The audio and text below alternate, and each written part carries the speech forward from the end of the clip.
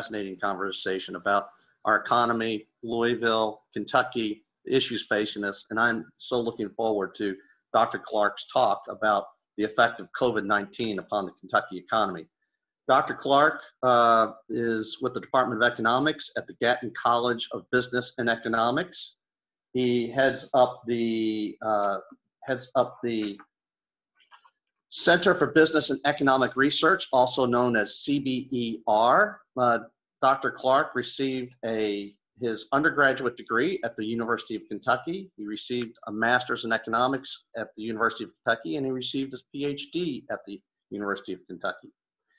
He has worked most of his career with the Legislative Research Commission in Frankfurt and has spent the last few years with the Gatton College of Business and Economics Department of Economics. He will ask me to say a couple remarks about the Center for Business and Economic Research. This group does a lot of research to help policymakers understand the issues facing our state. This group will also do private work for corporations. They do fantastic papers on the issues of economics, employment, anything that you can imagine that affects our individual businesses or our state. Also, the CBER publishes the Kentucky Annual Economic Forecast. You can get that on their website. I highly advise you go to their website and look at all the research papers that they have, because it can be very beneficial to help us in our everyday businesses. So with that, I'm going to turn it over to Dr. Clark, and we look forward to your comments. Well, hello, and thank you for having me here today. I really appreciate the opportunity to come and talk with you. So I've been doing a lot of these presentations this year. Certainly there has been no shortage of interest in what's going on with the economy. We do a lot of these in Lexington, and so it's a real pleasure to have an opportunity to come and talk to folks in the Louisville area. We don't get to talk to you all nearly as much, and so I really appreciate the opportunity to come and talk a little bit about what we do as a center at UK, and help you understand a little bit better about what's going on in Kentucky in terms of the Kentucky economy. So I'm going to take kind of this awkward pause that we always do in these meetings to pull up my slides, and I cross my fingers and hope that all works and everything comes out the way it's supposed to. And at this point, it looks like it has. So let me kind of give you a little bit of an overview of kind of what I'm going to talk about today. The first thing we're going to do is we're going to talk about how the economy has been affected by the pandemic. And we're going to compare how Kentucky has been affected to how the US as a nation has been affected. And I think it's really important to kind of get that perspective, because there's been a lot of confusing statistics and a lot of confusing reports talking about where Kentucky stands since this pandemic has begun. Early on, when the pandemic first hit and we had a lot of people finding themselves unemployed, there were several reports, and there were local reports and national reports talking about how Kentucky was one of the hardest hit states in the nation. And then if you start looking at some of the more recent reports, they've really focused on Kentucky's unemployment rate. It seems to suggest that Kentucky has essentially recovered if you just look at only the unemployment rate, because the unemployment rate has gone back down. And the truth of the matter is really somewhere in between. We're really not the hardest hit state, or at least I don't believe we are from the data when I look at the data as a whole. And I don't think we've recovered. I don't think we've gotten back to that pre-pandemic level by any means. And so I think we have to really be careful about how we look at the statistics, take them in whole, looking at a lot of different measures, and then understand the limitations associated with some of these statistics. So what I'm going to do is I'm going to talk you through some of the measures that I use and kind of explain, how I think they should be used so that, you can be able to interpret this data, a little bit more correctly based on an understanding of what this data really means. I'm also going to focus a little bit about Kentucky's major industries and how they've been affected. So we can see, we understand that this recession or this pandemic has really hit certain industries. And so we're going to see how that has happened. And then we're also going to talk about the recovery and how that's progressing and what sort of the expectations are and some of the issues that could be affecting the recovery as we move forward over the next few months or so. But I do want to take a moment to kind of mention some caveats. So I've been giving these presentations for a while now, and it's evolved quite a bit. But the thing is that, that's really remained is that we have to be careful about interpreting the data, because the most recent data, that's giving us kind of that current read about what's going on. But the most recent data is often very preliminary and it gets revised. So we have to be a little bit careful about kind of reading some of those initial numbers. And also the situation continues to evolve. And so, when this started, one of the things that we noticed is that people were making projections about how the pandemic would affect the economy, how policies would affect the economy. But really the situation has evolved, and a lot of the forecasts are basically having to be revised very frequently as new information comes available about how the pandemic is progressing and about how policy is being implemented to address the pandemic. So again, when I talk about kind of where we're at now or where things are going to go, just remember that there's a substantial amount of uncertainty still about how this pandemic is going to play out and how it's going to affect the economy. Okay, so, all right, so my slides are not advancing. Let me make an adjustment here real quick.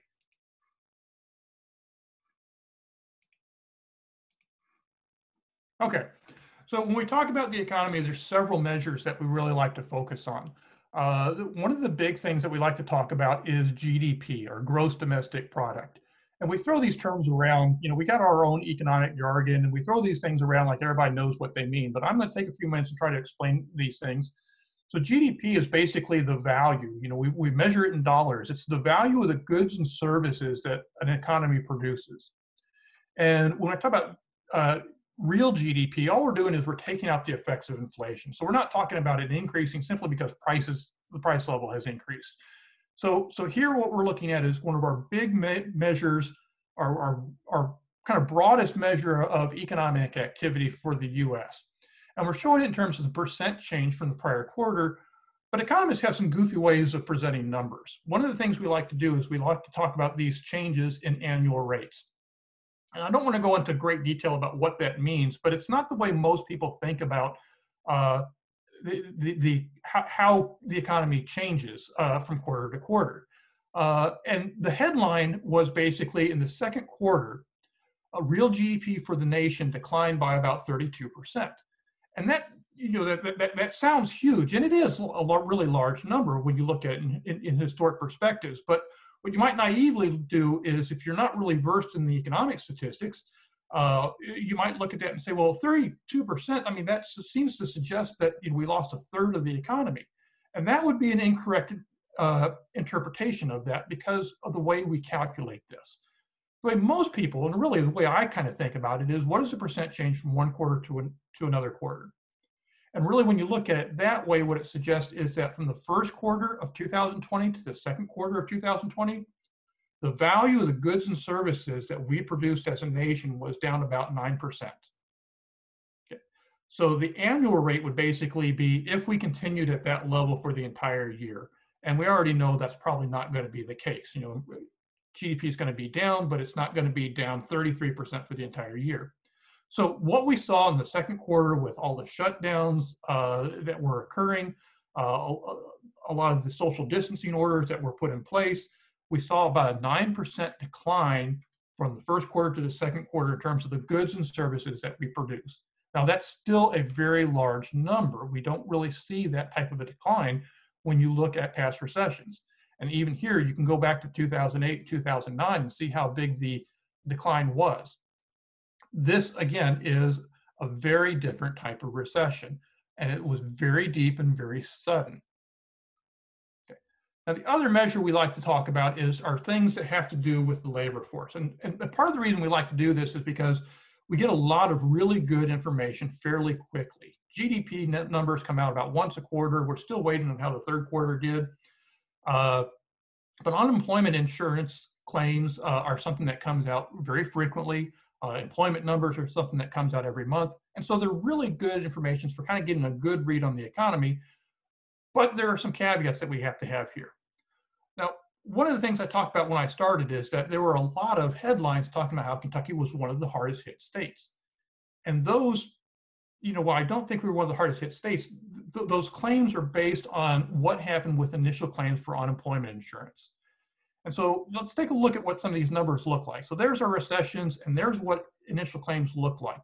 And again, what you can see is that weekly unemployment insurance claims spiked early on in the pandemic to a level that was not seen in past recessions. We call the last recession the Great Recession. Well, what we saw immediately was much higher claims in terms of unemployment insurance than what we had seen in the past recession. Now, we saw those come down quite a bit. But what was happening during this time is that people, when they start seeing the spike, they're trying to get a handle on how big of an impact this was likely to be. And so what I think a lot of folks were doing is they were counting these initial claims that would come out every single week. And in fact, I just, I looked online for an old report that came out in May in one of the media outlets. And they counted up that initial claims were about 671,000 through the early part of May, which accounts for about 33% of the labor force.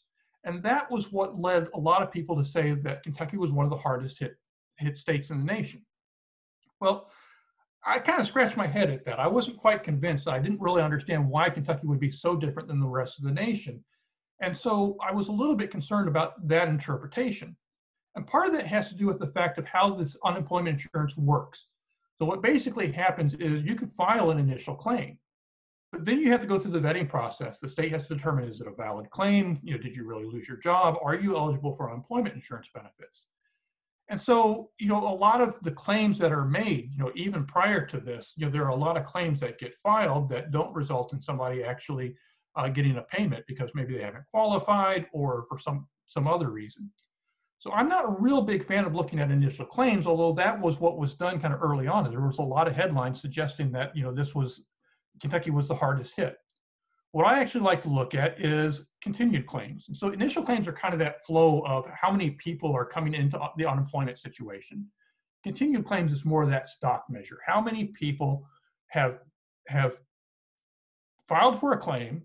The state has determined that, yes, you are eligible, and we started to pay you a claim. And then every week that you remain eligible for unemployment insurance, you're able to continue filing a claim. And so you can see that, again, that spiked up, but, that peak was around 260, maybe 200, maybe 55. I don't know the exact number, but that's much short of what the reports were suggesting, about 671. So initial claims, I'm a little bit concerned that maybe weren't giving us a good read on how severe the economy had been affected, maybe exaggerating a little bit.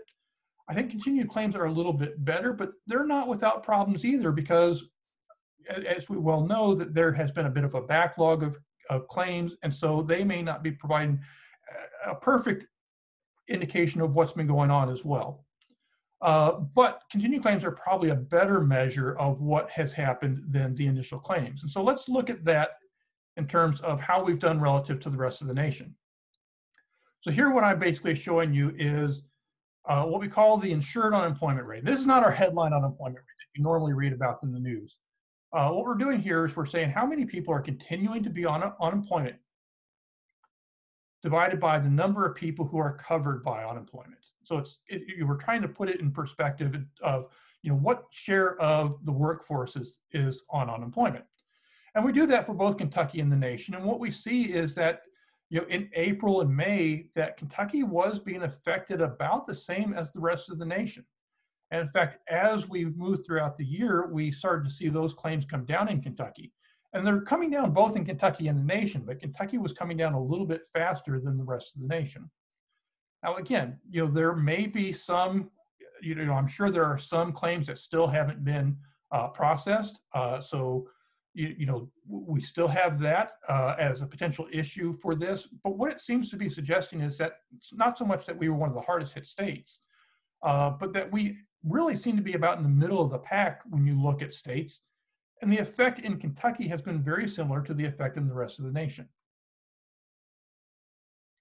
As we look across different sectors, what we saw again is that manufacturing was one of the hardest hits initially because a lot of the manufacturing plants decided to idle their operations for a period of time. But as those started to come back, even though they may not be at full capacity, we started to see them call back their workers.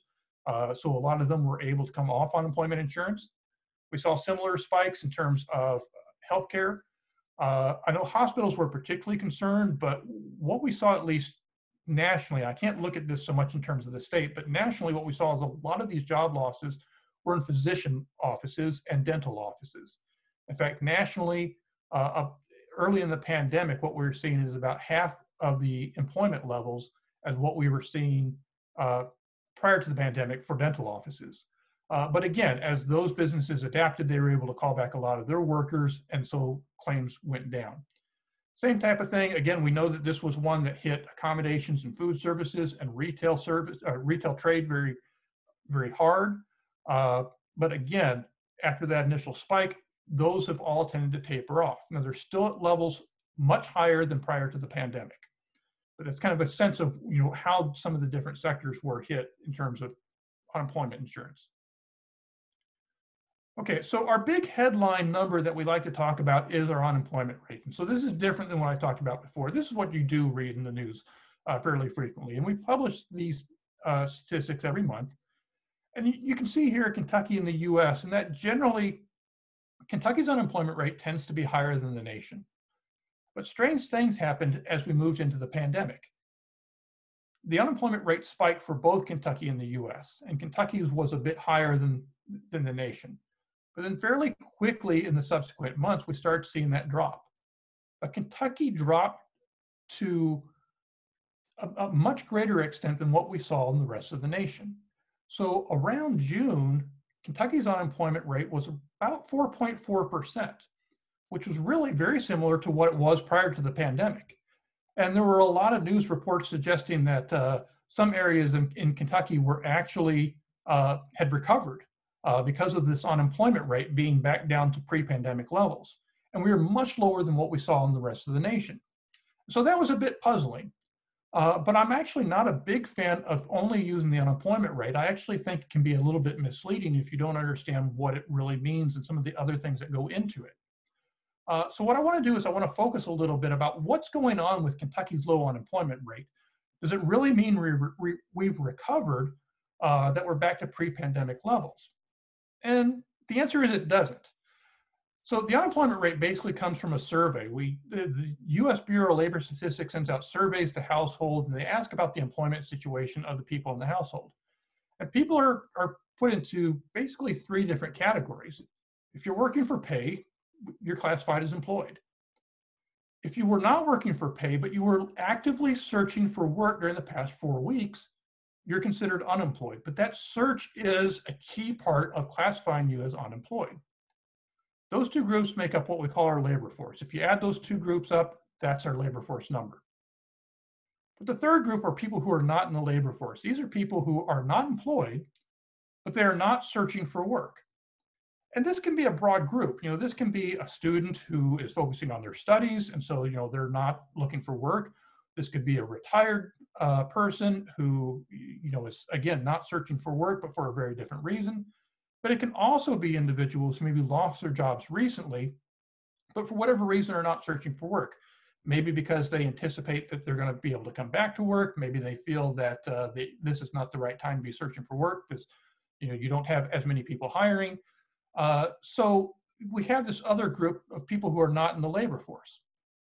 Now, the unemployment rate, the headline unemployment rate that we use is simply the number of people who are unemployed divided by those in the labor force. So people who have lost their job but haven't been searching for work are not counted in that number. So the concern is that the unemployment rate may not be fully capturing the effect of or the number of people who have lost their jobs. So let's look at what's really been going on behind these numbers. So here's our unemployment rate again. And you can see prior to the pandemic at around 4%. When April hit, it jumped up to about 16.6%, I believe. And then June, July, it was back down to, pre-pandemic levels. So did employment go up? Did people really start going back to work? Well, here in this red line is our employment numbers. These are the number of people who reported that they were actively working for pay. And you can see that while it came up after April, it really has not gotten back up to pre-pandemic levels. Pre-pandemic levels were around 2 million people working, and we're still down in the about 1.8, 1.5, or excuse me, 1.8, 1.85 million people working. So we're still seeing that we have much fewer people in the working than what we had prior to the pandemic. So what did happen? Why is that unemployment rate so low? Well, the reason it's low is because our labor force has gone down. We have fewer people in the labor force now, as shown by this green line. So as people leave the labor force, they don't show up in that unemployment rate number. And so that really has to be factored into the interpretation. So it's not so much that workers went back to work, although we certainly did see some of that. The reason the unemployment rate in Kentucky is low seems to be because people have left the labor force. So when the economy starts to improve, I suspect that a lot of those workers will start to come back and start searching for work again. So we got to be a little bit careful about interpreting that unemployment rate. We are not back to pre-pandemic levels. So the other thing to look at is, or the way I like to look at it is, what percentage of the population is actually employed? Here we don't have that issue of, are you searching for work or are you not in these numbers? And so I think this provides us a better indication of what's going on with the economy. And here what you can see with the blue line is you can see Kentucky's employment to population ratio. And so around February, about 57% of our population was employed. And it's always been a little bit lower than what we've seen in the rest of the nation, a few percentage points lower. And for the nation, it was around 61%. But it declined in April, started to come back up, but it's kind of leveled off, and it hasn't really progressed much, but it has recovered some. So what we see by September is that we had about 52% of the population employed. That's better than where we were in April. And for the nation, it's about 56.6%. So both, went down, particularly in April, and have recovered some, but are not back up to where we were before. And the other takeaway here is, again, what we're seeing with this measure is Kentucky's economy seems to be affected in a very similar manner as the rest of the nation. Not substantially different, although we've always had a little bit lower employment to population ratio. But in terms of the time path following this pandemic, it's been pretty similar. Okay. The pandemic certainly has not affected everyone in a similar way. As we know that a lot of the issues with the pandemic and the shutdown orders that were required were really concentrated on certain types of industries. And these are industries that tend to employ lower wage workers, minority workers, workers with less education. And so I don't have slides on all of these, but I did want to show a slide that looks at race. So here again, we're looking at the employment to population ratio, and this is US data. I don't have this for Kentucky at this point, but it gives you a better sense of how this pandemic has affected different groups of the population. So here what we're seeing is the employment to population ratio for the US for whites and for blacks. And of course, there's been a difference. Historically, there's been about a 2.3 percentage point difference. If you look at 2019 through the early parts of this year, that difference was about 2.3 percentage points. Now, both groups have been affected by the pandemic and the subsequent downturn in the economy, but that gap has really widened. And so when we look at that gap, what we see in this second graph is we see just how big it's widened for these two groups. So again, last year and into the early parts of this year, it was about 2.3 percentage points.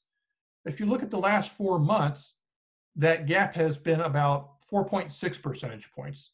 So again, we're seeing a very different type of impact depending on the group of the population that you're looking at. And while this is US, I suspect that we'd find similar things in Kentucky as well.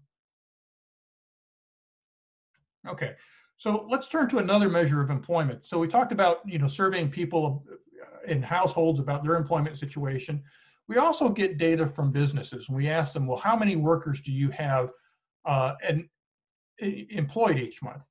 And so here again, we can see just how sudden and just how severe this recession was. Much larger job loss than what we saw during the Great Recession.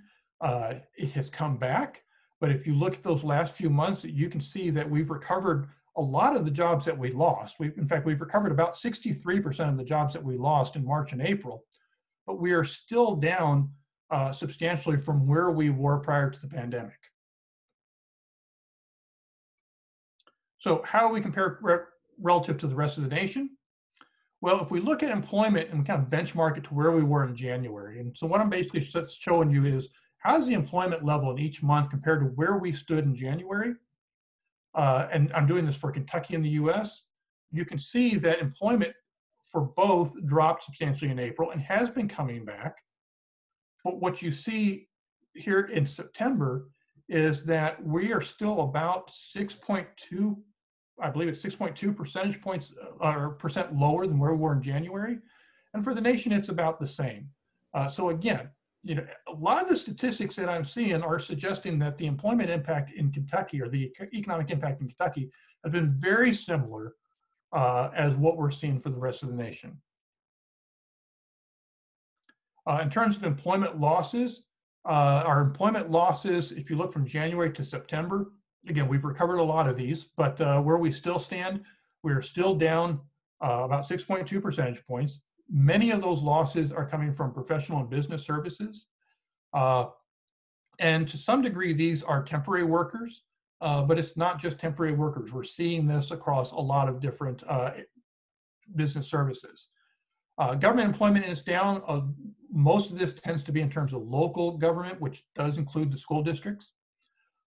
Leisure and hospitality, of course, you know, it's not surprising that we lost a lot of workers in that area, and that still hasn't fully come back. And retail trade, which is a subset of that trade, transportation, and utilities group, suffered some significant losses. And most of those losses are in the retail trade area. But almost all sectors, we still are down from where we were in January. So comparing September to January, we're still down. The one bright spot has been construction, which is up about 1.2% of where we started the year. And these are seasonally adjusted. So this particular number, it doesn't have to do with the fact that, you know, spring got here, summer got here, and so that was a better time to work. That's, you know, that is factored in. So this is an actual 1.2% increase for seasonally adjusted numbers. So again, it really is a bright spot. We are seeing actual employment growth in that one sector. All right, so let's dig in a little bit and see how this is compared to the rest of the nation. I talked about construction being a bright spot for Kentucky. We have actually done very well compared to the nation in this particular sector. Construction is still down for the rest of the nation. For manufacturing, Kentucky is all in blue, the rest of the nation is in orange. Manufacturing, we were hit really hard with a lot of those plants closing down. But as those have come back, we have kind of returned back to where the nation is, still down about 5 percentage points. And I won't go through each one of these, but you can kind of see, you know, which ones we really stand out on. Information, we were hit a little bit harder.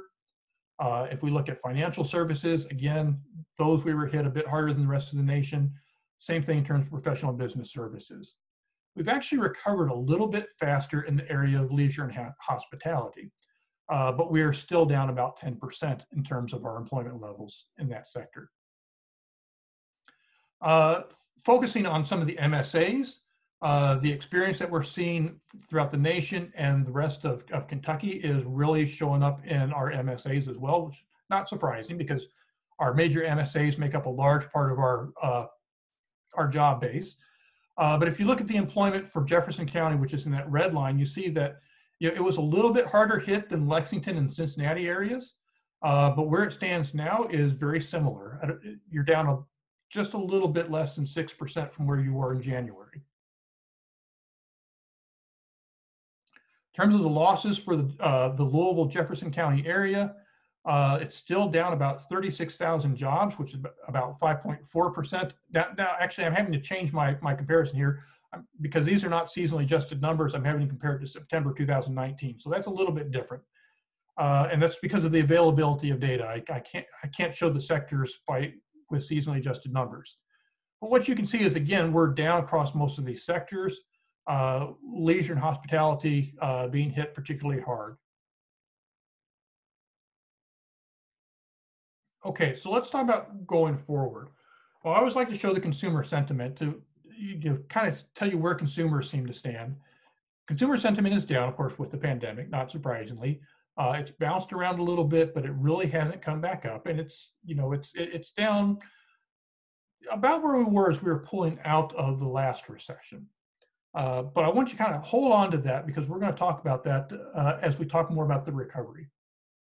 So as we look into the recovery, what we're seeing with a lot of folks is that, or a lot of people who are forecasting this, is they were expecting fairly quick growth after the second quarter, but then that starts to taper off.